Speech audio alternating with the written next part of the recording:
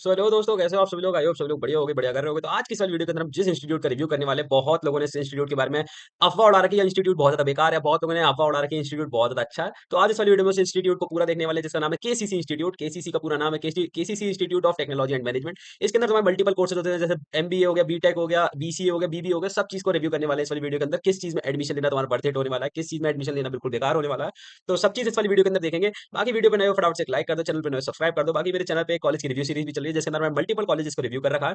चाहो तो तुम उसको भी चेक कर सकते हो। सारी चीजें मैंने अनफिल्टर्ड बता रखी है, डीप रियलिटी में बता रखी है सारी वीडियोस के अंदर।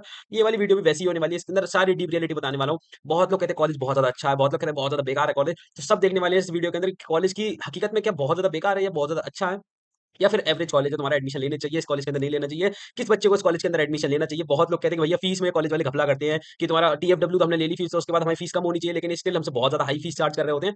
सब चीज देखने वाले हैं इस वाली वीडियो के अंदर। इस कॉलेज का जो मेनली स्कैम है, उस स्कैम को हम इस वाली वीडियो के अंदर बताने वाला हूँ। तो आराम से इस वाली वीडियो को देखना, थोड़ी सी लंबी हो जाए कोई दिक्कत की बात नहीं है। वीडियो को फटाफट से लाइक कर दो, चैनल को सब्सक्राइब कर दो। तो इस वाली वीडियो के अंदर हम क्या क्या देखेंगे, जो तुम्हारा कॉलेज है KCC institute of technology and management, उसका देखेंगे। तुम्हारा क्वालिफिकेशन कैसी है कॉलेज की, कट ऑफ किया जाता है तुम्हारा, फीस की तुम्हारी जो दिक्कत है, फीस के लिए घपला करते हैं, जो तुम्हारी छुपी हुई हिडन चार्जेस है फीस के, वो भी देखने वाले। टीएफडब्ल्यू वाले का क्या इसके अंदर झोल करते हैं, ये क्या दिक्कत करते हैं टीएफडब्ल्यू वाले बच्चे के साथ, वो भी देखेंगे। हॉस्टल की क्या प्रॉब्लम, वो भी देखेंगे। प्लेसमेंट की रियलिटी क्या है, बड़ी-बड़ी कंपनीज आती हैं, नहीं आती हैं, तुम्हारा प्लेसमेंट हो पाता है, नहीं हो पाता है, तुम्हारा जितना बच्चा सेल्स की कंपनी में प्लेस होता है, बहुत लोग से सुनने को ये मिलती है। तो सब कुछ देखने वाले हैं, ठीक है? तो सबसे पहले बात करते हैं केसीसी की ग्राउंड रियलिटी की। तुम्हारा ये तुम्हारा नाम तो बहुत बड़ा है, आज के टाइम पे ब्रांड नेम भी इसका काफ़ी सही है, लेकिन लोग ना, कुछ लोग इसको मतलब खराब बताते हैं, कुछ लोग अच्छा बताते हैं। बाकी प्रमोशन तो भर के करवाता है कॉलेज। तुम्हारे इंस्टाग्राम पे हो गया, फेसबुक पे हो गया, सब जगह अपना बैनर खूब लगवाता है, खूब प्रमोशन करवाता है। अब हम बात करते हैं तुम्हारा कैंपस की रियलिटी। कैंपस तुम्हारा 40 एकड़ के अंदर काफ़ी ज़्यादा बड़ा कैंपस है, वेल मेंटेन कैंपस है, ग्रीनरी तुम्हें ठीक-ठीक देखने को मिल जाएगी, ज़्यादा अच्छी नहीं देखने को मिल रहा है, ठीक-ठीक कैंपस देखने को मिल जाएगा। अब हम बात करें तुम्हारा एक्सटीरियर, अगर बाहर से बिल्डिंग को देखें तो तुम्हें सॉलिड बिल्डिंग देखने को मिल जाएगी, काफ़ी सही बिल्डिंग देखने को मिलेगी, प्रोफेशनल बिल्डिंग की तरह देखने को मिलेगी, वेल मेंटेन्ड बिल्डिंग है, कोई दिक्कत की बात नहीं है। अगर हम एसी और फैन की रियलिटी की बात करें कॉलेज के अंदर, तो ज़्यादा खास नहीं चलते हैं, ठीक-ठीक है, मतलब कहीं है, कहीं नहीं है। तो ज़्यादातर तुम्हें नहीं देखने को मिलेंगे एसी, तो थोड़ी-सी वो प्रॉब्लम हो सकती है, क्योंकि भैया ग्रेटर नोएडा में गर्मी बहुत ज़्यादा हो जाती है। तो यही सेम प्रॉब्लम जो थी एकेजी के अंदर भी थी, लेकिन एकेजीसी जो तुम्हारा कॉलेज है, अजय कुमार गर्ग इंजीनियरिंग कॉलेज, उसके अंदर भी अब एसी लगने स्टार्ट हो चुके हैं, लेकिन अब भी सब क्लासेस में नहीं लगे। तो अजय कुमार गर्ग में भी यही सेम प्रॉब्लम थी, इसमें भी यही सेम प्रॉब्लम है। तो भैया गर्मी के टाइम पे तो कुछ-कुछ जगह एसी लग चुके हैं, लेकिन अभी स्टिल सब जगह नहीं लगे हैं। बाकी अगर तुम एकेजी की वीडियो देखना चाहते हो ना, तो मेरे चैनल पे जाके तुम उसको पूरा चेक कर सकते हो, उसके बारे में डिटेल रिव्यू डाल रखा है। बाकी हम बात करते हैं तुम्हारी स्पेस डिवीजन की। तुम्हारा जैसे बहुत सारे मल्टीपल कोर्सेज होते हैं इस कॉलेज के अंदर, जैसे तुम्हारा बीटेक हो गया, एमबीए हो गया, तुम्हारा लॉ के कोर्सेज हो गए, जैसे तुम्हारा एलएलबी हो गया, तुम्हारा लॉ हो गया, तुम्हारा बीबीए हो गया, बीसीए हो गया, बीकॉम हो गया। तो उसके बारे में क्या है तुम्हारा कि क्या पीक आवर्स है, क्या भीड़ हो जाती है कॉलेज के अंदर, क्या कॉलेज के अंदर तुम्हें बहुत ज़्यादा रश फील होगा, तो वो सब चीज़ डिस्कस करेंगे, ठीक है? बाकी मैं बात करूँ, अगर तुम्हें एडमिशन लेना है इसके अंदर, तो अभी सब चीज़ आगे डिस्कस करते हैं, ठीक है? तो सबसे पहले बात करें लोकेशन की, तो लोकेशन तुम्हारा नॉलेज पार्क 2 में, नॉलेज पार्क 3 में, सॉरी 3 में तुम्हारा कॉलेज है, जो तुम्हारा आस-पास में न्यू दिल्ली और तुम्हारा जो तुम्हारा एनसीआर वाला रीजन है उसके अंदर रहता है। तुम्हारा यहाँ से अगर तुम्हारा नॉलेज पार्क तुम्हारा 2 की जो मेट्रो स्टेशन की बात करूँ, तो तुम्हारा 2 किलोमीटर दूर है यहाँ से। जो तुम्हारी केपी की जो सेकंड मेट्रो है, वो तुम्हारी 2 किलोमीटर दूर है। बाकी तुम्हारा न्यू दिल्ली रेलवे स्टेशन की बात करूँ तो 42 किलोमीटर्स दूर है, तो काफ़ी ज़्यादा डिस्टेंस हो जाता है। तो तुम्हें थोड़ा-सा ट्रैवल तो करना पड़ेगा यार, तो थोड़ा-सा दिक्कत हो सकती है। तुम्हें कैब, ऑटो, तुम्हें ग्रेटर नोएडा में तो सीन पता ही है भैया, कितने अंधाधुंध पैसे माँगते हैं, तो तुम्हें ओला, उबर इन सब से ही ट्रैवल करना पड़ेगा। मेट्रो की बात करूँ, तो मेट्रो की आस-पास में सही तुम्हारी फैसिलिटी तुम्हें सही देखने को मिल जाएगी। ओला, उबर, तुम्हारी रैपिडो, वो भी तुम्हें सबसे चलती हुई देखने को मिल जाएँगी। बाकी मैं मार्केट की बात करता हूँ, तो मार्केट तुम्हें लोकल एरिया में सही देखने को मिल जाएगा। कॉलेज के आस-पास में तुम्हें मतलब अदर कॉलेजेस भी हैं तुम्हारे ग्रेटर नोएडा, मतलब ये तुम्हारा नॉलेज पार्क वाली लोकेशन पे, तो तुम्हें मार्केट वार्केट सही देखने को मिल जाएगा, ऐसी कोई दिक्कत की बात नहीं है। बाकी तुम्हारी अगर बात करूँ लोकेशन के ट्रैप की, तो जो ग्रेटर नोएडा एक्सप्रेसवे है ना, वो तुम्हें स्मूथ रोड्स प्रोवाइड करता है, जिससे तुम ना मतलब आना-जाना तुम्हारा सही हो जाता है। तुम्हारा जब तुम मॉल्स जाना है, कैफेटेरिया जाना है, तो थोड़ा-सा ना उसमें थोड़ी-सी दिक्कत हो सकती है, थोड़ा-सा तुम्हें दूर लग सकता है। बाकी तुम अगर मेट्रो से जाना चाहो, तो मेट्रो से भी जा सकते हो। मतलब ट्रैवल करना चाहो दिल्ली या फिर कहीं अदर एरिया में ट्रैवल करना है, तो वो भी एक तुम्हारा सही ऑप्शन बन जाता है। बस तुम्हें थोड़ा-सा 2.5 किलोमीटर दूर मेट्रो तक पहुँचना पड़ेगा। अब हम बात करते हैं तुम्हारे कि अ, प्रोग्राम्स की, कौन-कौन से प्रोग्राम्स इस कॉलेज के अंदर चलते हैं। जैसे मैंने आपको बताया था, बीटेक चलता है, बीटेक के अंदर सीएसई, सीएसई एआईएमएल, तुम्हारा डाटा साइंस चलता है, इलेक्ट्रिकल चलता है, तुम्हारा इलेक्ट्रॉनिक्स चलता है, मैकेनिकल चलता है, ये सब इंजीनियरिंग चलती है। लॉ के कोर्सेज़ की बात करें तो BBA, BCA, BCom, BA, LLB, तुम्हारा ये एक इंटीग्रेटेड प्रोग्राम चलता है, बीए एलएलबी वाला, जो ज़्यादातर सारे कॉलेजेस चलाते हैं। जैसे तुम्हारे आईएमएस हो गया, आईएमएस गाज़ियाबाद हो गया, और तुम्हारे अदर कॉलेजेस भी हैं, ये तुम्हारे बीबीए, बीए, एलएलबी वाला प्रोग्राम इंटीग्रेटेड चलाते हैं। बाकी मास्टर्स की बात करें तो एमटेक मिल जाएगी तुम्हें यहाँ पे देखने को, एमबीए मिल जाएगी। तो देखते हैं फिर आगे क्या सीन है, सबका डीप रियलिटी में जाएँगे, पूरा देखेंगे, ठीक है? बात करते हैं तुम्हारा एडमिशन और कट ऑफ की। तुम्हारे इसके अंदर एडमिशन कैसे होता है? देखो, एडमिशन की बात करूँ तो तुम्हारा डायरेक्ट भी हो जाएगा इसके अंदर एडमिशन। सेकेंडरी अगर मैं ऑप्शन की बात करूँ, तो यूपी टेक काउंसलिंग के थ्रू भी इसके अंदर एडमिशन हो जाएगा। अब इसके बारे में डार्क रियलिटी जानेंगे आगे, ठीक है? देखो, तुम्हारा इसके अंदर जो रैंक में एडमिशन हो रहा होता है, बहुत लंबी-लंबी, बहुत बड़ी-बड़ी रैंक तक एडमिशन हो जाता है आराम से। तुम्हारा देखो 14-14 लाख रैंक तक तुम्हारे एडमिशन हो रहे होते हैं इसके अंदर। मतलब समझ रहे हो, काफ़ी ज़्यादा लोअर टायर का कॉलेज है। तो इसके अंदर तुम्हारे एडमिशन बहुत लंबी-लंबी मतलब लास्ट रैंक तक हो रहे होंगे, जितने तुम्हारे बच्चे जेईई देते हैं ना 14-14 लाख 10-10 लाख रैंक तक इसके अंदर एडमिशन हो रहे होंगे, तो तुम इसको देख सकते हो। ज़्यादातर बच्चे ना इस कॉलेज के अंदर जो है सीएसई कोर चूज़ करता है, जो यहाँ पे मैंने प्रेफ़रेंस रेटिंग में तुम्हारा मॉडरेट पे लगा रखा है। जो सीएसई एआईएमएल और डाटा साइंस है, में बहुत कम बच्चा चूज़ करता है क्योंकि ज़्यादातर सब बच्चों को सीएसई कोर चाहिए होती है, तो ऑलमोस्ट सबको सीएसई कोर तो यहाँ पे मिल ही जाती है। तो ये चीज़ की यहाँ पे दिक्कत है यार, तुम्हारा अपना डायरेक्ट एडमिशन भी हो जाता है, अगर तुम डायरेक्ट लेना चाहते हो, तो कोई दिक्कत की बात नहीं है। बाकी कट ऑफ ट्रेंड्स की बात करता हूँ मैं, तुम्हारे ईसी और तुम्हारा मैकेनिकल और जो तुम्हारी ब्रांचेस हो गई, तो देखो यार यहाँ पे ना ऑलमोस्ट तुम्हारी ईसी वाली ब्रांच है ना ऑलमोस्ट अबेंडेंट है, कोई एडमिशन लेता नहीं है ज्यादा ईसी के अंदर।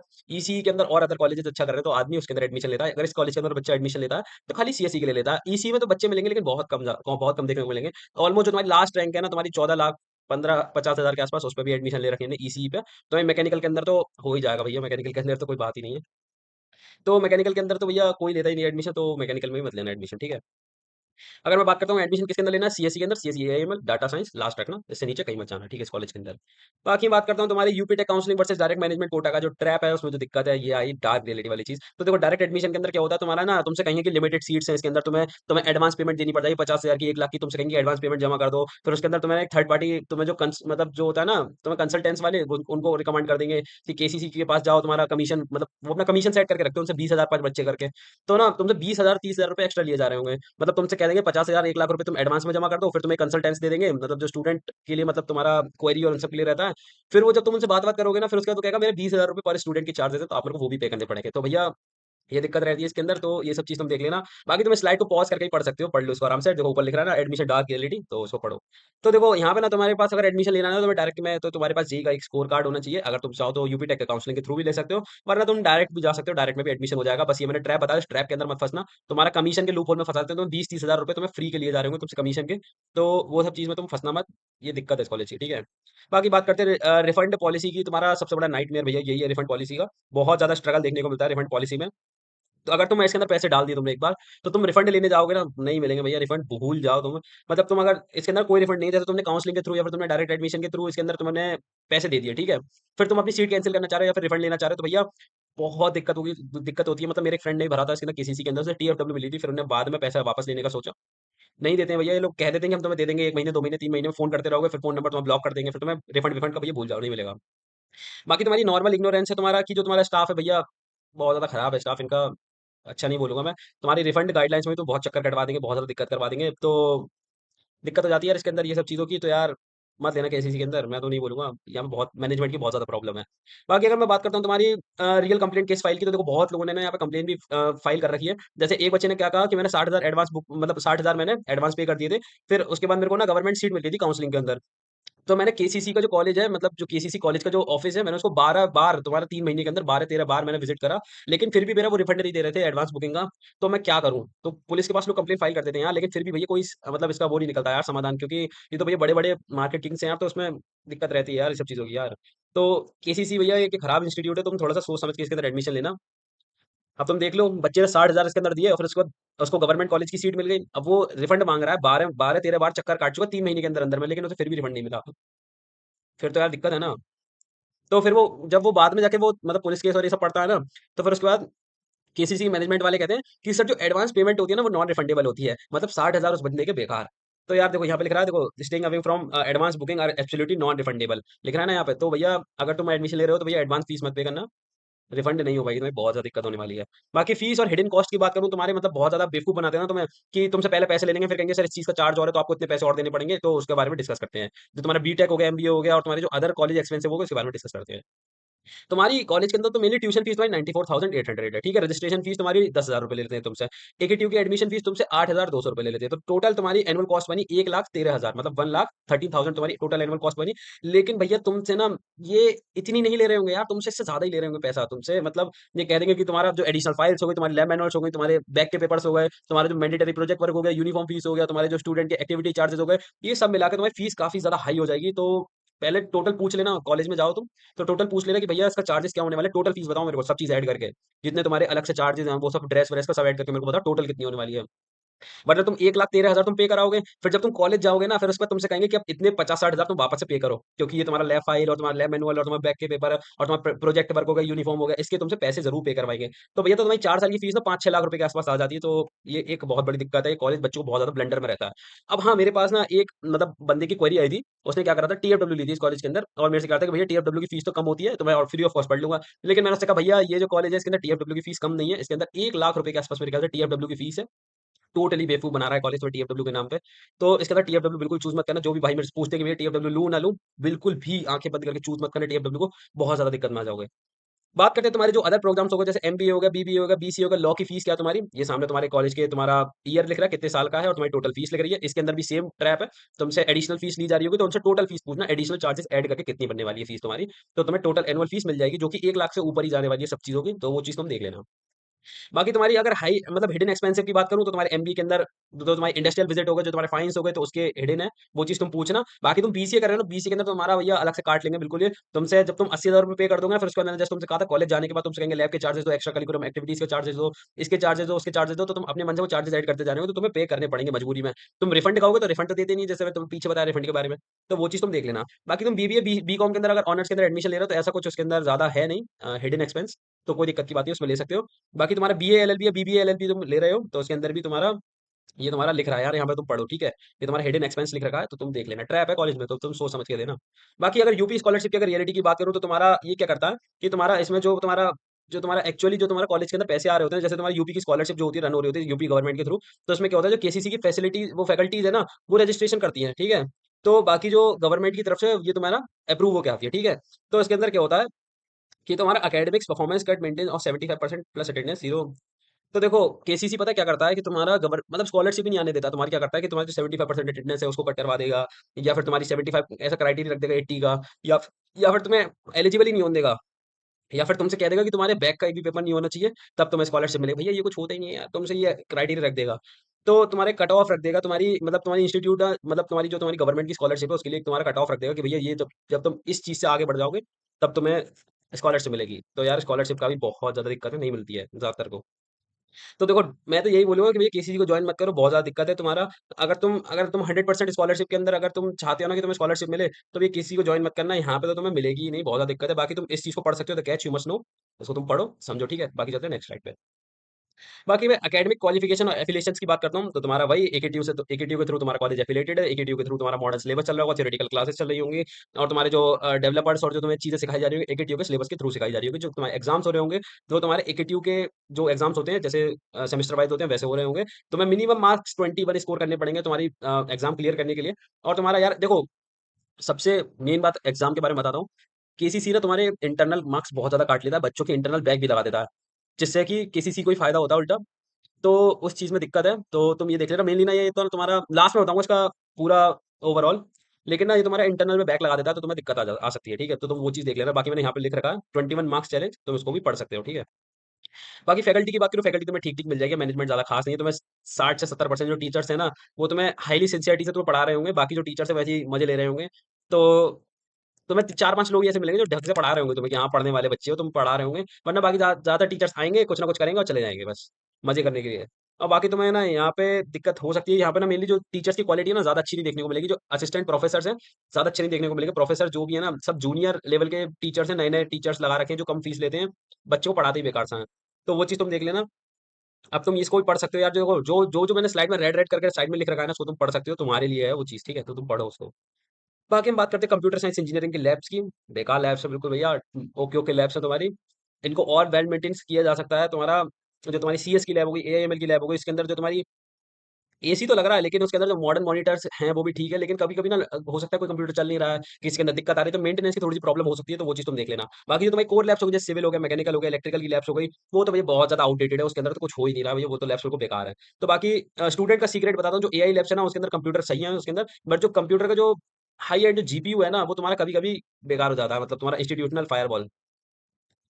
ये मैंने एक ना सरकास्मिक वे में लिख रखा है, तो तुम इसको स्टूडेंट सीक्रेट को ठीक से पढ़ लेना, ठीक है? बाकी बात करते हैं स्ट्रिक्टनेस की, तो वही 75% अटेंडेंस का मिनिमम क्राइटेरिया होता है। और तुमसे फाइन चार्जेस मतलब जो फाइन्स होते हैं, अगर तुम्हारा नहीं पूरा हो पाता तो 500 रुपए पर सेमेस्टर लिए जा रहे होते हैं। हो सकता है आप बढ़ गए हो, ये 1000 रुपए हो गए हो, 1500 रुपए हो गए हो, तो वो चीज़ तुम देख लेना। फाइन्स भी यार इस कॉलेज में बहुत ज़्यादा लगते हैं। बाकी मैं अटेंडेंस ट्रैप का बात करूँ तो तुम इसको पढ़ सकते हो, ये तुम्हारा साइड में लिखा हुआ है, इसको पढ़ो, ठीक है। बाकी बात करता हूँ फाइनल अपने डिसीजन पे हॉस्टल मेस और कैंपस लाइफ में। तो देखो तुम्हारा हॉस्टल तुम्हें ठीक ठीक देखने को मिल जाएगा। तुम्हारे हॉस्टल में क्लीनलीनेस सही तुम्हें देखने को मिल जाएगी। बाकी तुम अगर चाहो तो बाहर पीजीज भी ले सकते हो, क्योंकि नॉलेज पार्क में काफी अच्छे अच्छे पीजीज भी देखने को मिल जाते हैं काफी सही रेट्स में। तो कॉलेज में तुम्हें सिंगल डबल ट्रिपल सीटर तुम्हें देखने को मिल जाएगा, एसी नॉन एसी सब रूम्स देखने को मिल जाएंगे। सिक्योरिटी की बात करूँ तो सिक्योरिटी भी ठीक है इस कॉलेज के अंदर। बाकी मैं मेस के फूड की बात करूँ तो यार देखो मेस का फूड ज्यादा अच्छा नहीं बोलूंगा, ठीक ठीक है, वेजिटेरियन फूड मिलता है, बस तुम्हें सर्वाइव करने लायक ठीक फूड मिल जाएगा। बाकी इतना अच्छा फूड नहीं मिल पाएगा, क्योंकि हाईली ऑयली फूड मिलता है तुम्हें, तो काफी ज्यादा बेकार है। तो ज्यादातर बच्चा ना वहाँ पे कैफेटेरिया जो होते हैं ना, किंग्स कैफे करके है, तो उसको प्रेफर ज्यादा करता है तुम्हारे स्नैक के लिए, कॉफी के लिए, मैगी के लिए। और वो भी भैया बहुत ज्यादा ओवर प्राइस्ड है। तो क्या बताऊँ, हर चीज़ यहाँ पे ओवर प्राइस्ड ही है, बस बच्चों को लूटा जा रहा है टोटली। बाकी हाइजीन की बात करूँ तो किचन में हाइजीन नहीं है ज़्यादा। और तुम्हारा प्रोटेस्ट भी होते रहते हैं क्वालिटी ऑफ तुम्हारे फूड के लिए, फ्रेश फूड के लिए, तुम्हारे वाटर के लिए, न्यूट्रिशनल डाइट के लिए, तो तुम्हारा प्रोटेस्ट होते रहते हैं यहाँ पे। तुम इस चीज़ को ज़रूर पढ़ना, ठीक है, द हाइजीन वार्निंग को, ठीक है। बाकी बात करते हैं तो भाई टाइमिंग्स क्या रहती है, 9 to 5 का हेक्टिक शेड्यूल शेड्यूल रहता है, वो तो हर कॉलेज का शेड्यूल है, तो उसकी कोई बात नहीं है। और ऐसी कोई दिक्कत की बात नहीं है, तुम इस स्लाइड को खुद पढ़ सकते हो, इस चीज़ में कुछ ज़्यादा इन्फॉर्मेशन नहीं है, ठीक है। बाकी बात करते हाँ, इसमें एक चीज़ ये है कि अगर टाइम से पहले आ जाते हो ना, तो तुम्हें एंट्री मिल जाएगी। अगर टाइम से अगर थोड़ा-सा भी लेट हो गए तो गेट बंद हो जाता है, तो वो चीज़ तुम देख लेना, ठीक है। बाकी हम बात करते हैं स्पोर्ट फैसिलिटीज़ की। स्पोर्ट फैसिलिटी तुम्हें ठीक देखने को मिल जाएगी, ग्राउंड भी ठीक है, तुम्हें वेल मेंटेन देखने को मिलेगा। बास्केटबॉल कोर्ट है, तुम्हारा फुटबॉल कोर्ट है, तुम्हारा एनुअल फेस्ट होते रहते हैं 3 से 4, तो तुम्हारा उसमें सही है, मज़ा आ रहा होगा। तुम्हारे पॉप आर्टिस्ट आ रहे होते हैं, तुम्हारे पंजाबी सिंगर्स आ रहे होते हैं, तुम्हारे सेलिब्रिटीज़ आ रहे होते हैं, नाइट हो रही होती है, फ्रेशर्स पार्टी अच्छी हो रही होती है, डीजे नाइट हो रही होती है, मौज-मस्ती पूरी हो रही होती है, तो उसकी कोई दिक्कत नहीं है। कैच की बात करते हैं तो तुम्हारा जो एक्स्ट्रा करिकुलम एक्टिविटीज़ होती है ना, वो हाइली कंट्रोल्ड होती है। वो तुम्हारे एडमिनिस्ट्रेटर और जो तुम्हारे एक्टिव क्लब्स होती हैं, उसकी फंडिंग्स पे कितनी तुम्हें फंडिंग्स हो रही है। तो उसके लिए भी तुम्हें जो फेस्ट-वेस्ट हो रहे हैं, उसके लिए भी तुम्हें ही पैसा देना पड़ेगा, तो वो चीज़ तुम देख लेना। बाकी प्लेसमेंट एंड करियर की बात करता हूँ, प्लेसमेंट में बहुत ज़्यादा खराब सीन है भैया। ये क्लेम करता है इसका बीटेक का एवरेज 12.5 लाख का है, लेकिन मैं सही बताऊँ 3-4 लाख का इसका बीटेक का एवरेज है, 5 लाख का। मेनली जो कंपनीज़ आती हैं, सेल्स की कंपनीज़ आती है। बच्चे को शुरुआत में नहीं पता होता, तो वो सेल्स की कंपनी में अपना प्लेसमेंट ले लेता है। बाकी सीएस की बात करूँ तो यहाँ पे आ गया ना, देखो सीएस का 3.5 लाख का एवरेज है। बाकी ऑफ कैंपस की बात करूँ तो ऑफ कैंपस में तुम्हारा 30 लाख का आराम से हाईएस्ट प्लेसमेंट लग जाता है, क्योंकि ये ग्रेटर नोएडा वाली साइट है, तो तुम्हारा आराम से ऑफ कैंपस में सही प्लेसमेंट लग जाएगा। बाकी मैं अगर तुम्हारा जो फेक स्टैट्स है, जो तुम्हारा स्टूडेंट तुम्हारे वहाँ के केसीसी का स्टूडेंट था जिसने मेरे को बताया, तो तुम इस चीज़ को पढ़ सकते हो। जैसे मैं तुमसे कहा था, मेनली 3 से 4.5 लाख तक की जॉब्स मिल रही होंगी। 80% जो कंपनीज है वो तुम्हारी टेक्निकल सपोर्ट वाली आ रही होंगी, लेकिन ज्यादातर ना सेल्स की कंपनीज आती हैं। तो वो चीज़ तुम देख लेना, इसको पढ़ो, ठीक है, रेड वाले में जो लिखा है इसको पढ़ सकते हो, ठीक है। बाकी बात करता हूँ रिक्रूटर्स कौन-कौन से आ रहे होते हैं, तो मेनली मास रिक्रूटर्स ही आ रहे होते हैं, जैसे टीसीएस, इन्फोसिस, कॉग्निजेंट, विप्रो, यही तुम्हारी मेनली आ रही होती है। बाकी फिर सेल्स की कंपनीज़ आनी स्टार्ट हो जाती हैं। तो अराउंड 50% के आस-पास प्लेसमेंट हो पाता है, जो तुम्हारी सेल्स की जो कंपनीज़ है ज़्यादा डोमिनेट करती हैं, सेल्स की ज़्यादा से ज़्यादा कंपनीज़ आती हैं। तो जितने भी तुम्हारे मैनेजमेंट के बच्चे होते हैं सब प्लेस्ड हो जाते हैं, तो उनकी कोई दिक्कत की बात नहीं है। बाकी तुम्हारी बात करें कि तुम इस कॉलेज के अंदर तुम्हें क्या करना पड़ेगा, क्या नहीं करना पड़ेगा। तो सबसे पहले तुम्हारे कॉलेज तो यार तुम्हें ज़्यादा कुछ प्रोवाइड नहीं करेगा, ना इंटर्नशिप की अपॉर्चुनिटी प्रोवाइड करेगा, ना किसी और चीज़ की प्रोवाइड करेगा, वो सब तुम्हें खुद देखना पड़ेगा। NOC for off campus internship के लिए तुम्हें खुद से देखना पड़ेगा भैया, खुद से अप्रूव करवानी पड़ेगी, इसकी भी दिक्कत हो सकती है। बाकी तुम इसको पढ़ो, ठीक है, साइड में लिख रखा है मैंने, इंडस्ट्रियल विजिट ट्रुथ, इसको तुम पढ़ सकते हो। बाकी हम अनफिल्टर्ड अगर फाइनल में डिसीजन पे आए तो तुम्हें केसीसी कौन ज्वाइन कर सकता है।